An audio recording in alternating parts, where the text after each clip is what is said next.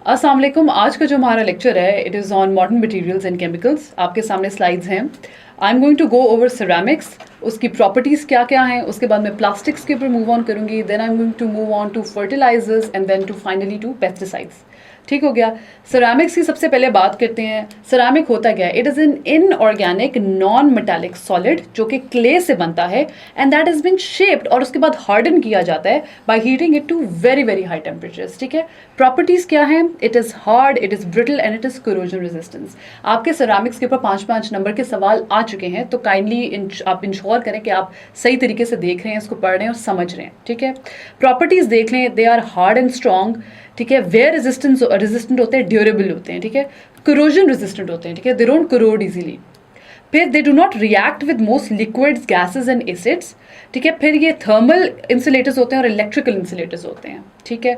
और they are primarily oxides, carbides, nitrides, borides and silicates. ठीक है। ये प्रॉपर्टीज है। We gonna go with them again. Hard and strong, they are wear resistant, they are durable. फिर आपके लोग corrosion resistant है। ठीक है। They are thermal insulators, they are electrical insulators.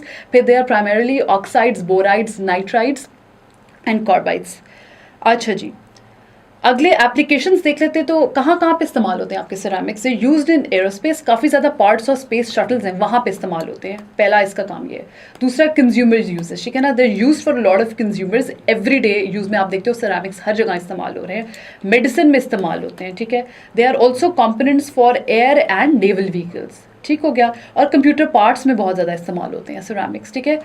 Parts of space shuttles, consumer usages, medicine, components of air and travel vehicles and then you have computer parts. ठीक है। Plastics की बात करते हैं। Plastics are made up of large organic molecules that can be formed into a variety of products. General properties देख लेते हैं plastics की। लाइट होते हैं, कोरोजन रेजिस्टेंट होते हैं। अगेन सिरेमिक्स और प्लास्टिक्स की कुछ जो प्रॉपर्टीज है दे विल ओवरलैप, तो काइंडली आप लोग देख लो। Make a list of the properties that are common to both of them. ठीक है। It will make your life easier as well. ठीक है। They are corrosion resistant, they have a lower density than other metals. ठीक है। They very light. Plastics are designed to withstand high temperatures. Electrical insulators होते हैं. Ceramics are also electric insulators. They are non-magnetic in nature. ठीक है. They are not brittle and they are ductile. ठीक है.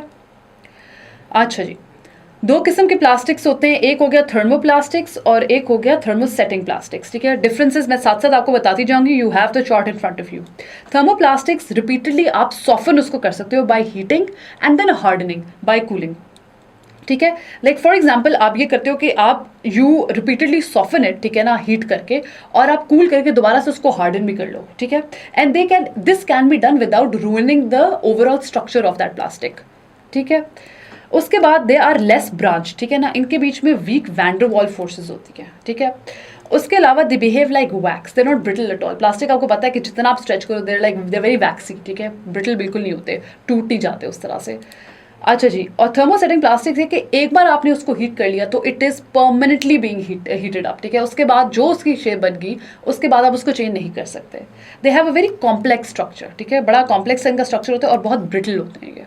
ठीक है। ये अच्छा जी, डिसएडवांटेजेस ऑफ प्लास्टिक्स क्या है कि it is a non renewable source. Non renewable source का ये मतलब है कि ये खत्म हो जाएगा। It can not be supplied हर वक्त। आप पूरी जिंदगी आप इसको यूज़ नहीं कर सकते। It will and eventually. ठीक है।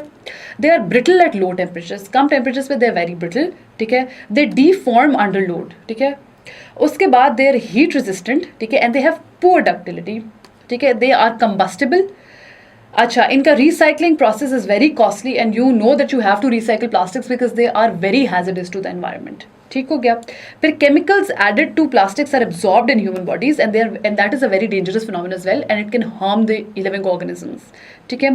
फ्लोटिंग प्लास्टिक बहुत आप अक्सर देखते हो, प्लास्टिक के शॉपर गिरे होते हैं वाटर बॉडीज में। It is again very dangerous, it disturbs water life.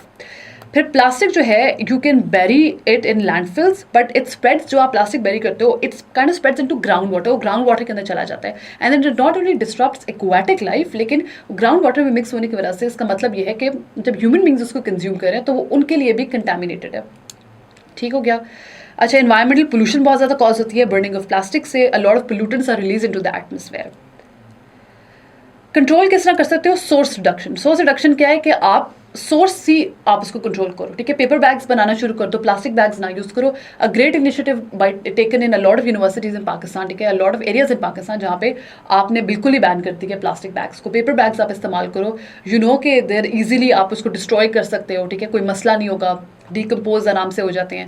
फिर बायोडिग्रेडेबल प्लास्टिक्स आप इस्तेमाल करो, इंसिनरेशन का प्रोसेस इस्तेमाल करो, rather than putting them in landfills you incinerate plastics, मतलब कि आप उनको जला दो। I mean I am sure उसमें आपको एटमॉस्फेरिक पोल्यूशन भी आपकी इंक्रीज हो रही है, but it is still better than landfills, because landfills में तो वट एवर कंटेमिनेशन जो हो रही है वो आपके ग्राउंड वाटर में जा रही है, which you are going to use at the end of the day. और आप रिसाइकिल करो प्लास्टिक्स को, again it is very important to recycle plastics, ठीक है। फर्टिलाइजर्स की बात करते हैं। फर्टिलाइजर्स क्या है कि इट इज एनी ऑर्गेनिक और इनऑर्गेनिक मटेरियल ऑफ नेचुरल और synthetic origin that is added to the soil to supply nutrients to the soil. कुछ समझ नहीं आई? बेसिकली फर्टिलाइजर्स आपको पता है क्या है, आपने पौधा है, ठीक है, आपने उसको उगाना है, आपको पता है कि इंसेक्ट्स लग गए हैं, आपको पता है कि सारे न्यूट्रिएंट्स अवेलेबल नहीं है सॉइल के अंदर, तो आप फर्टिलाइजर डालते हो। Fertiliser has that essential nutrients जो आपकी सॉइल में मिसिंग है। फर्टिलाइजर ने करना क्या है, एडेड न्यूट्रिएंट्स के थ्रू आपने उसको स्प्रे करना है उसके ऊपर, आपने फर्टिलाइजर ने इंश्योर करना है कि उस प्लांट की ग्रोथ एग्जैक्टली इस एक ऐसे एनवायरनमेंट में हो जहाँ पे उसको सारे न्यूट्रिएंट्स प्रोवाइड हो रहे हैं, ठीक है। बहुत कॉमन चीज़ है, आपके किसान इस्तेमाल करते हैं हर वक्त। दे मेनली कंटेन नाइट्रोजन, फॉस्फोरस और पोटेशियम, तीन चीज़ें होती हैं, नाइट्रोजन, फॉस्फोरस और पोटेशियम उसके अंदर होता है, ठीक हो गया। कौन कौन से टाइप्स ऑफ फर्टिलाइजर्स हैं? नाइट्रोजनस फर्टिलाइजर्स, जिसमें नाइट्रोजन आपका कंटेंट ज़्यादा होता है, जिसमें यूरिया आ गया, अमोनियम नाइट्रेट आ गया, अमोनियम सल्फेट आ गया, ठीक हो गया। दूसरे होते हैं आपके potash fertilizers, as the name suggest they have a greater concentration of potassium, sulphate of potash आ गया इसके अंदर एक एग्जाम्पल। फिर आपके फॉस्फेट फर्टिलाइजर्स होते हैं जिसके अंदर सुपर फॉस्फेट्स आ गया और अमोनियम फॉस्फेट आ गया, ठीक है। These are all the examples under the different types of fertilisers based on their content, ठीक है, बेस्ड ऑन कॉन्टेंट, ठीक है। हैजर्ड्स ऑफ फर्टिलाइजर्स क्या होते हैं कि आपने एक बार सॉइल में तो डाल दिया, लेकिन आपकी सॉइल की एसिडिटी इंक्रीज हो रही है। सॉइल की एसिडिटी इंक्रीज होने का मतलब कभी कभी आप जब ज़्यादा डाल देते हो तो उसके इतना एसिडिक हो जाता है आपका सॉइल कि इट मेक्स इट अनफर्टाइल, फिर आप उसके ऊपर कुछ मजीद ग्रो कर नहीं सकते, कुछ क्रॉप्स आप एग्रीकल्चर एक्टिविटीज़ आप नहीं प्रैक्टिस कर सकते उसके ऊपर, ठीक है। इसके अलावा हेल्थ हैजर्ड्स, हेल्थ हैजर्ड्स क्या है कि जब आपके ग्राउंड वाटर पोल्यूशन हो रहा है, इसको मैं ग्राउंड वाटर को भी मैं टेक कर रही हूँ, क्यों? क्योंकि जब आपका फर्टिलाइजर अंदर जा रहा है, इनफिल्ट्रेट हो रहा है आपकी सॉइल के अंदर, तो वो ग्राउंड वाटर को भी पोल्यूट कर रहा है, it is making the ground water unfit for human consumption, उस जिससे आपके हेल्थ हैजर्ड्स इंक्रीज होते हैं, ठीक है। उसके अलावा eutrophication, again eutrophication I explain it in one of my previous lectures, how आप फर्टिलाइजर जो है when they are washed into streams and rivers, ठीक है, उसको they encourage the growth of algae, ठीक है। एल्गाई जो ऑलरेडी प्रेजेंट है पानी की, तो उसको इनकरेज करते हैं, that algae blocks the surface of the water, ठीक है, सनलाइट आपको नहीं पहुंच रही नीचे वाले प्लांट्स और एनिमल्स को, that eventually die, so it causes the death of aquatic life आपकी। पेस्टिसाइड्स की बात करते हैं तो pesticide again it is any substance जो प्रिवेंट करता है आपकी या डिस्ट्रॉय करता है पेस्ट को, जो आपके पौधे के ऊपर नहीं लग जाते, छोटे छोटे इंसेक्ट्स लग जाते हैं, वो आप पेस्टिसाइड स्प्रे करोगे अपनी हर्ब्स के ऊपर, अपने पौधों के ऊपर, तो वो इवेंचुअली चले जाते हैं, ठीक है। जाहिर है इसके कुछ फ़वाइद है, कुछ इसके नुकसानात भी है जो हम आगे जाके पढ़ेंगे। टाइप्स ऑफ पेस्टिसाइड्स क्या है? हर्बिसाइड्स होते हैं। If you want to remember the types of pesticide, herbicides होते हैं विच आर सिर्फ ओनली फॉर हर्ब्स, ठीक है। इंसेक्टिसाइड्स होते हैं फॉर इंसेक्ट्स, रोडेंटिसाइड्स होते हैं, दीज आर फॉर माइस, ठीक है। उसके बाद मिटिसाइड्स होते हैं, they are for mites, and then fungicides होते हैं, ठीक है, दे आर फॉर फंगस, ठीक है। स्पेशली कैटेगरीज होती हैं for different kinds of paste, ठीक है। अच्छा, एडवांटेजेस पेस्टिसाइड्स के क्या होते हैं? कॉस्ट इफेक्टिव होता है, ठीक है, प्रिवेंशन ऑफ प्रॉब्लम हो गया, आपकी पौधा बहुत अच्छी तरीके से उग जाता है, और protection of pets and humans, ठीक है। हैजर्ड्स ऑफ पेस्टिसाइड्स क्या होता है कि वो पेस्टिसाइड्स है ना, they can create secondary paste problems, ठीक है। आपने एक पेस्ट को मार दिया पेस्टिसाइड डाल के, ठीक है, उससे मसला क्या क्रिएट होता है कि जिस जानवर ने उस पेस्ट को खाना था या उस पौधे को खाना था, ठीक है ना, उसकी आप इंक्रीज कर रहे हैं रेशो, ठीक है। बिकॉज अगर आप अब एक पर्टिकुलर पेस्ट अगर आप मैन मेड तरीके से मार रहे हो, then you are constantly increasing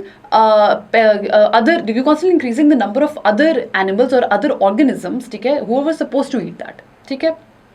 उसके अलावा पेस्टिसाइड्स होते हैं, दे इन्वोक रेजिस्टेंस, ठीक है।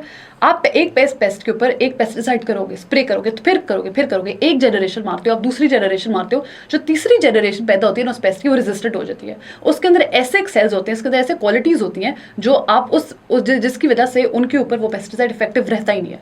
तो लॉन्ग टर्म सोल्यूशन ये नहीं है, ठीक हो गया। फिर रेजिड्यूज इन फूड, ठीक है, उसके रेजिड्यूज आ जाते हैं फूड के अंदर। क्यों, कैसे आ जाते हैं? पेस्टिसाइड स्प्रे करते हो, वो ग्राउंड वाटर के अंदर जाता है, वो पानी आप इस्तेमाल कर रहे हो, उसके अंदर वो खाने के अंदर आ रहा है। इस तरह नहीं आ रहा तो उस पौधे के ऊपर आ रहा है, उस क्रॉप के अंदर रह जाता है वो पेस्टिसाइड। फिर ग्राउंड वाटर कंटामिनेशन, अगेन आपके ग्राउंड वाटर के अंदर आता है पेस्टिसाइड, तो वो कंटामिनेट हो जाता है, और फिर आपकी ultimately leads to deteriorating human health. आपकी ह्यूमन हेल्थ जो है वो खराब हो रही है इससे। सोल्यूशन क्या है पेस्टिसाइड्स के? आप बेनिफिशियल इंसेक्ट्स करो, आप इंसेक्ट्स वो वाले आप उस एरिया के अंदर फैला दो जो उस पेस्ट को खा सके, रादर देन स्प्रेइंग पेस्टिसाइड्स, ठीक है। आप बायोलॉजिकल पेस्टिसाइड्स करो। बायोलॉजिकल पेस्टिसाइड्स का क्या मतलब है कि दूसरे किस्म के जो पेस्टिसाइड स्प्रे करते हो, केमिकल वाले जो होते हैं, उनके अंदर बायोलॉजिकल के अंदर वो केमिकल नहीं होता, तो आप कुछ हद तक प्रिवेंट कर सकते हो अपने खाने पीने को, ह्यूमंस को, ठीक है। फिर बोटानिकल पेस्टिसाइड्स, ठीक है, ये प्लांट्स की फॉर्म में होते हैं, ठीक है, आप इनको इस्तेमाल करो। अच्छा जी, मूविंग ऑन टू कंडक्टर्स, ठीक है। कंडक्टर्स की बात करते हैं। कंडक्टर्स क्या होते हैं? जिसमें से इलेक्ट्रिक करंट फ्लो करता है, ठीक है, due to the presence of free electrons. You need to know कि फ्री इलेक्ट्रॉन्स की प्रेजेंस की वजह से आपकी कंडक्शन पॉसिबल होती है, ठीक हो गया। इलेक्ट्रिसिटी का, इलेक्ट्रिक करंट का फ्लो होता है, ठीक है। अच्छा, mobility of electrons within a material is known as electrical conductivity. Conductivity कहते ही उसको है जब आपके फ्री इलेक्ट्रॉन्स आराम से मूव कर सकते हैं, they free to charge, they free to process the electric current, ठीक हो गया। सुपर कंडक्टिविटी क्या होती है? ठीक है, पहले डेफिनेशन पढ़ लेते हैं। Superconductivity is a phenomenon displayed by certain conductors that demonstrate no resistance to the flow of electric current, absolutely no resistance to the flow of electric current, वो सुपर कंडक्टर्स होते हैं।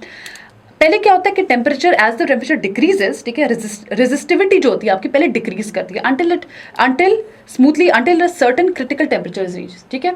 Basically हो क्या रहा है, आपका temperature decrease कर रहा है, ठीक है, इतना डिक्रीज कर रहा है कि सर्टेन क्रिटिकल टेम्परेचर पहुंच गया, ठीक है। रेजिस्टिविटी आपकी साथ साथ डिक्रीज होती जा रही है। उस टेम्परेचर पे रेजिस्टिविटी आपकी बिल्कुल जीरो हो जाती है, ठीक है ना। सो आपकी रेजिस्टिविटी डिक्रीजेस टू बिल्कुल जीरो, यहाँ पे ये बॉर्डर लाइन है आपकी बिल्कुल जीरो हो जाती है, और उसके बाद इलेक्ट्रिक करंट बिल्कुल फ्रीली पास करता है विदाउट एनी रेजिस्टेंस, ठीक हो गया। अच्छा जी, सेमीकंडक्टर क्या होता है? ठीक है, सेमीकंडक्टर क्या होता है कि जो कंडक्टिविटी उसकी जो होती है वो स्मॉल होती है कंपेयर टू कंडक्टर्स, क्योंकि सेमी कंडक्टर है, ठीक है, थोड़ा बहुत वो कंडक्ट कर सकते हैं due to the presence of lesser free electrons, ठीक है। जो वैलेंस इलेक्ट्रॉन्स जो होते हैं ना एक सेमीकंडक्टर के अंदर, वो दे आर शेयर्ड, क्या कहते हैं, बिटवीन ईच अदर विद उसके, उनके अंदर जो बॉन्ड होता है that is a covalent bond, ठीक है ना। कोवेलेंट बॉन्ड जो होता है वो इतना स्ट्रॉन्ग नहीं होता एज कम्पेयर टू, अगर आपने आयोनिक बॉन्ड के बारे में पढ़ा हो तो it's a very strong bond. Covalent bond उस तरह से इतना स्ट्रॉन्ग नहीं होता। तो लेकिन द वैलेंस इलेक्ट्रॉन्स जो होते हैं दे नॉट टू, वो इतने फ्री नहीं होते, they can carry a electric current, ठीक है। कंडक्शन के लिए फिर आपको एक्स्ट्रा एक्सटर्नल फैक्टर्स का इस्तेमाल करना पड़ता है। कंडक्शन अगर आप कर रहे हो देन टेम्परेचर या लाइट यूज आप करते हो to excite the valence electron, आप एक्साइट करते हो वैलेंस इलेक्ट्रॉन्स को out of their bonds, leaving them free to conduct current, ठीक है। जब उनको एक्साइट करते हो then they leave their bonds, क्योंकि आपका बॉन्ड ऑलरेडी काफी वीक होता है कोवेलेंट वाला, उसको छोड़ के then they are free to conduct an electric current, ठीक है। और जब इलेक्ट्रॉन्स छोड़ते हैं उस ऑर्बिट को तो holes are left behind that contribute to the flow of electricity, ठीक हो गया। अच्छा, now this is a very important definition that I am going to read it out. The addition of an impurity atom to a pure semiconductor to increase its conductivity is called doping, ठीक है। एक impurity atom को add कर देते हो आप एक pure semiconductor में, ठीक है, उसकी कंडक्टिविटी को इंक्रीज करने के लिए इसको डोपिंग कहते हैं। This impurity, the impurity atoms added are called dopants, ठीक है। उस एटम को जो आप ऐड करते हो उसको डोपेंट्स बोलते हैं और उस फिनोमिनन को डोपिंग बोलते हैं। अच्छा जी, now we are going to move towards the different kind of semiconductors. दो होते हैं, P type semiconductor and the N type semiconductor, ठीक है। पी टाइप सेमीकंडक्टर क्या होता है, साथ साथ देखते हैं इसको। Again it's a little tricky thing, ठीक है, जो थोड़ा सा कंफ्यूज कर देता है आपको कैंडिडेट्स को एग्जाम में, but again you need to work with me on this one. When the impure atom is a trivalent atom, ठीक है, बोरॉन हो गया, सिलिकॉन हो गया, the atom is replace a silicon atom, ठीक है। जब इम्प्योर एटम आपका ट्राइवेलेंट है ना, ठीक है, बोरॉन हो गया, ठीक है, it will these atoms will replace, तो सिलिकॉन एटम को वो लोग रिप्लेस कर देते हैं, ठीक है। जो तीन वैलेंस इलेक्ट्रॉन्स हैं, ठीक है ना, बोरॉन के जो तीन वैलेंस इलेक्ट्रॉन्स हैं, they going to covalently bond with the 3 silicon atoms, ठीक है। सो SiB का बेसिकली एक बॉन्ड बन रहा है वहां पे। वन जो एक इनकम्प्लीट कोवेलेंट बॉन्ड रह जाता है ना, वो क्यों होता है, क्योंकि आपके पास इलेक्ट्रॉन की डेफिशिएंसी, एक आपके पास वहां पे इलेक्ट्रॉन नहीं है, तो एक जो इनकम्प्लीट है वो बॉन्ड रह जाता है। उसकी वजह से एक होल क्रिएट हो जाता है SiB बॉन्ड के अंदर, ठीक है, that moves in the structure causing conductivity. वो होल जो होता है ना, वो बेसिकली दैट वन इन जो इनकम्प्लीट कोवेलेंट बॉन्ड होता है, ठीक है, वो जो वैलेंस इलेक्ट्रॉन होता है that causes conductivity in a p type semiconductor. Such semiconductors are then called p type semiconductors. ठीक हो गया? If is it clear? देखो फिर से एक बार एक देख लो, एक इम्प्योर एटम है is going to covalently bond with silicon, ठीक है। आप बोरॉन ले लो, बोरॉन के एग्जांपल ले लेते हैं, ठीक है ना। 3 जो वैलेंस इलेक्ट्रॉन्स है बोरॉन के, they going to covalently bond with 3 valence electrons of silicon. एक जो रह गया है वो जो है दैट विल मूव अराउंड, ठीक है, कॉजिंग एन इलेक्ट्रॉन करंट, ठीक है। इस तरह इलेक्ट्रिसिटी सेमीकंडक्टर जो बन जाते हैं p टाइप सेमीकंडक्टर, ठीक है, इस बॉन्ड की वजह से, इस इनकम्प्लीट कोवेलेंट बॉन्ड की वजह से। n टाइप सेमीकंडक्टर्स की बात करें तो जब इम्प्योर एटम आपका पेंटावेलेंट है, ठीक है ना, आर्सेनिक हो गया, फास्फोरस हो गया, ठीक है, इसमें 5 आपके वैलेंस इलेक्ट्रॉन्स है, they replace the silicon atom. हो क्या रहा है, 4 valence electrons will bond with 4 silicon atoms, और जो 5वां इलेक्ट्रॉन है that is free to move, ठीक है। Current then flows due to that particular 5th free electron which is a n type semiconductor. ठीक हो गया? With this I am going to conclude my lecture. Thank you everybody for listening to my lectures.